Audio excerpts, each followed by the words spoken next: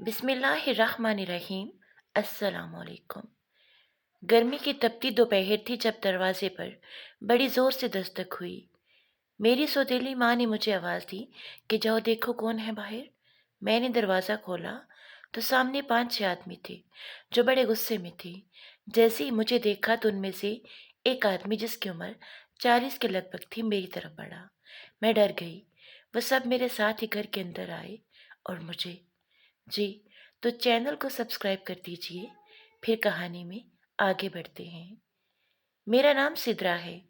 मेरी पैदाइश के चंद दिन बाद ही मेरी माँ अल्लाह को प्यारी हो गई और मुझे पालने की जिम्मेदारी मेरी दादी पर आ गई। मैं आपको बताती चलूँ कि मेरे वालिद इकलौते थे और इसी का फ़ायदा उठाते थे। वो काफ़ी लापरवाह किस्म के आदमी थे। काम धंधा कुछ नहीं करते थे। अपनी आबाई ज़मीनें बेचकर ऐश करते। दादी समझा समझा कर थक गईं कि तुम एक बेटे के बाप बन चुके हो, कुछ अकल करो। मगर वो कहाँ समझने वाले थे। वो दिन भर घर से बाहर ना जाने कौन से कामों में मसरूफ़ रहते। रात गए घर लौटते थे। मैं 4 साल की थी जब एक दिन अब्बा एक अपनी ही हम उम्र औरत से निकाह करके उसे घर ले आए। दादी को भी तभी पता चला जब वो औरत घर आई। अब क्या हो सकता था। मेरी ये सौतेली माँ काफ़ी नकचिड़ी सी थी। मुझे और दादी को तो कुछ समझती ही नहीं थी। अब्बा ने हाल ही में ज़मीन का एक टुकड़ा महंगे दामों बेचा था और अब मेरी सौतेली माँ और अब्बा वो पैसे उड़ा रहे थे। दादी बेचारी सिवाय अफसोस के कुछ न कर सकी। घर के काम और खाना बनाना दादी के ज़िम्मे ही था। मेरी स्कूल जाने की उम्र हुई तो दादी मुझे गांव के सरकारी स्कूल में दाखिल करवा आई। मैं 1-2 साल रो धो कर जाती रही मगर मुझे पढ़ाई करना एक बहुत मुश्किल काम लगता था। सो मैंने स्कूल को खैर बात कह दिया। हाँ, मगर दादी ने मुझे कुरान पाक की तालीम खुद दिलवाई थी। अब मेरी सौतेली माँ भी एक बेटी और बेटे की माँ बन चुकी थी। दादी बीमार रहने लगी तो घर के काफ़ी काम मुझे करने पड़ते और इस तरह आहिस्ता आहिस्ता घर भर के कामों की जिम्मेदारी मुझ पर आ गई। दादी भी अल्लाह को प्यारी हो गई। जब मेरी उम्र तकरीबन 14 साल थी, मेरा आखिरी सहारा भी छिन गया तो मैं अकेली रह गई। अब्बा को तो शायद याद भी नहीं था कि मैं भी उनकी बेटी हूँ। अब मेरी सौतेली माँ को मौका मिल गया। अब तो खुलकर मुझ पर जुल्म करती। पहले तो फिर कभी दादी का लिहाज कर लेती थी, मगर अब मैं मुकम्मल तौर पर उनके रहमो करम पर थी। छोटे बहन भाइयों को संभालना, उनके काम, घर के काम सब मुझे ही करने होते थे। हाँ, एक बात थी कि मैं काफ़ी खूबसूरत थी अपने बहन भाइयों की निस्बत और ये बात भी अम्मा को हँसी चुभती थी। वो हर मुमकिन कोशिश करती कि मैं घर आने वाले लोगों की नज़रों में ना आऊं। वो अक्सर मेरी बुराइयां करती रहती कि ये तो है ही निकम्मी, कुछ काम काज नहीं करती, जबकि उनकी सगी बेटी बहुत सुघड़ है और बेटा वो तो अब्बा की रवश पर ही चल रहा था।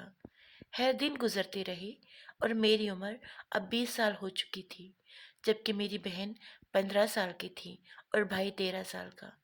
मगर मेरी सौतेली माँ को अपनी सगी बेटी की शादी की फिक्र सताने लगी, जबकि मेरी तरफ से वो और अब्बा दोनों ही लाताल्लुक थे।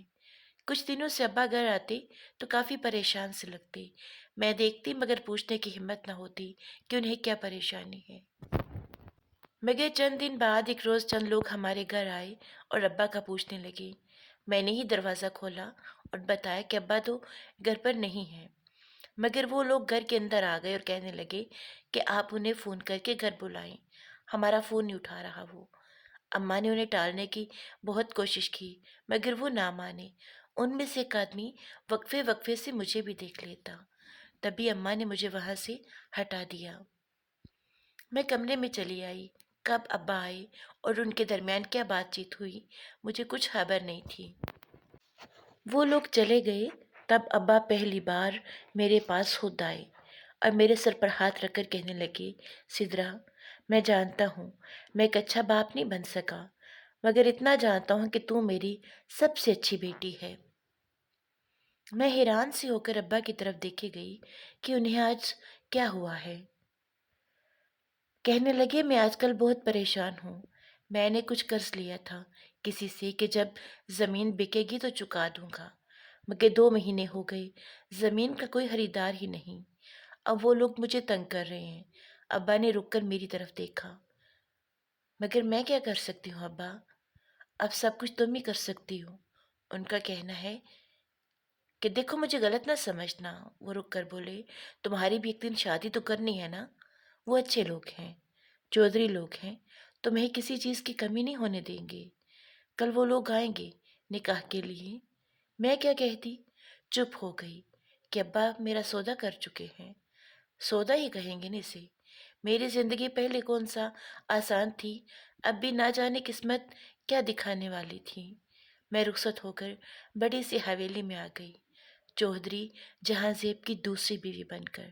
ہاں جی، دوسری بیوی۔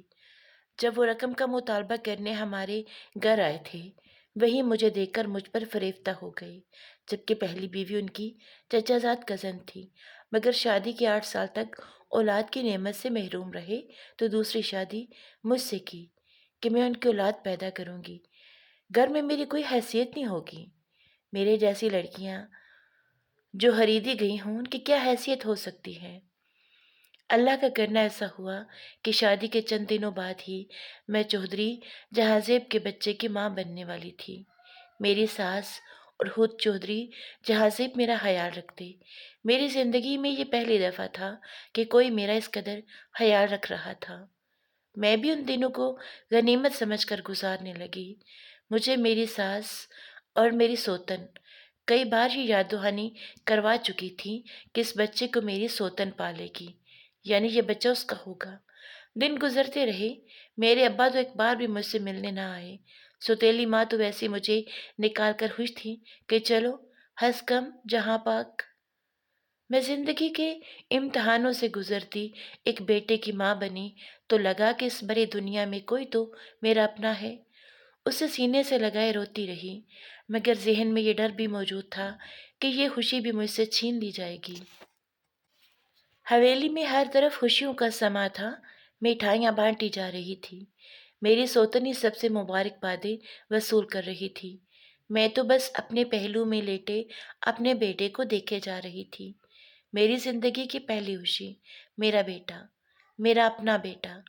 تبھی باہر شور اٹھا، میرے شوہر اور میری سوتن کی اونچا اونچا بولنے کی آوازیں آ رہی تھیں۔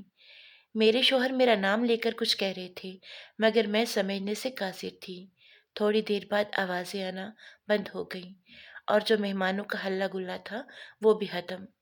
میرے شوہر کچھ دیر کے بعد میرے کمرے میں آئے تھے اور اپنے بیٹے کو پیار کرتے ہوئے آنکھوں میں آئی نمی کو صاف کیا، پھر میرا ہاتھ پکڑ کر کہنے لگے، سدرا، میں جانتا ہوں تم نے زندگی میں بہت دکھ دیکھے ہیں، میں تمہارے ماضی کے بارے میں جان چکا ہوں، مگر اب میں تمہیں مزید دکھ نہیں دے سکتا۔ میری ماں اور بیوی نے اسی شرط پر میری دوسری شادی کروائی تھی کہ تم بس میری اولاد پیدا کرو گی، جبکہ ان کو میری پہلی بیوی پالے گی اور میں تمہیں چھوڑ دوں گا۔ مگر تم سے شادی کے بعد میں جب جب تمہارے قریب آیا، مجھے تم سے محبت ہوتی گئی۔ میں جانتا تھا کہ تم سے کچھ بھی کہا جائے گا نا، تم بلا چون و چرا مان جاؤ گی۔ ابھی تھوڑی دیر پہلے میری بیوی نے جو ہنگامہ کیا ہے، اس کا کہنا تھا کہ بچہ آج سے اس کے پاس رہے گا اور وہی اس کی ماں کہلائے گی، مگر میں یہ ظلم ہوتا نہیں دیکھ سکتا تھا، نہ تم پر، یعنی تم سے بچہ چھین کر، اور نہ اس معصوم پر۔ وہ پیار سے اپنے بیٹے کی طرف دیکھنے لگا۔ اور ہاں، میں نے اسے بھی کہا ہے کہ تم دونوں میری بیویاں ہو، میں دونوں کو برابر کے حقوق دوں گا۔ مگر اس کے بھائیوں نے بیچ میں آ کر بات بڑھا دی، اب وہ اپنی بہن کو ساتھ ہی لے گئے ہیں۔ میں جانتا ہوں ان سے ایسی امید تھی، مگر میری بیوی بھی مجھے غلط سمجھ رہی تھی۔ کیا بیویوں کو برابر کے حقوق دینا غلط ہے، یا ماں سے نومولود بچہ چھیننا صحیح ہے؟ خیر، تم پریشان نہ ہو، میں سب ٹھیک کر لوں گا۔ میں اسے بھی منع کر لے آؤں گا، کچھ دن رہ لے بھائیوں کے پاس۔ مگر کب تک؟ میں رو رہی تھی، میرا شوہر مجھے اپنے ساتھ کا یقین دلا رہا تھا، میرے آنسو پوچھ رہا تھا۔ میں نے ایک پیار بھری نظر اپنے پہلو میں سکون سے سوئے اپنے بیٹے پر ڈالی، جو آتے ہی دنیا بھر کی خوشیاں اپنے ساتھ لایا تھا، اپنی ماں کے لیے اور پھر میرے رب نے مجھے دنیا بھر کی خوشیاں دی کہ میں اپنا دردناک ماضی بھول گئی اور رب کا شکر ادا کرتی ہوں اس کی نعمتوں پر۔ کیسی لگی آپ کو کہانی؟ ضرور بتائیے گا۔